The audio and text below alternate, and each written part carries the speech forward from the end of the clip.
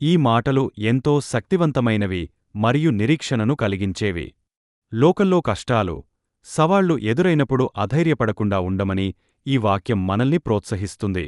లూకా సువార్త 21వ అధ్యాయంలో యేసుక్రీస్తు అంత్యదినాల గురించి, రాబోయే శ్రమల గురించి వివరిస్తూ తన అనుచరులకు ధైర్యం చెబుతున్న సందర్భమిది. ఈ వాక్యం మనకు నేర్పే 3 ముఖ్య విషయాలు.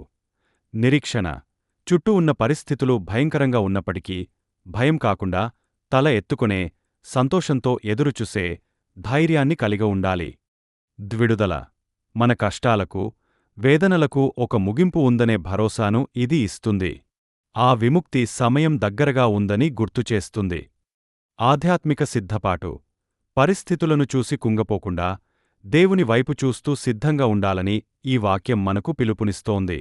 జీవితంలో కష్టాలు ఎదురైనప్పుడు అవి మన పతనానికి కాదు, మన విడుదలకు సూచన అని నమ్మడం గొప్ప ఓదార్పునిస్తుంది.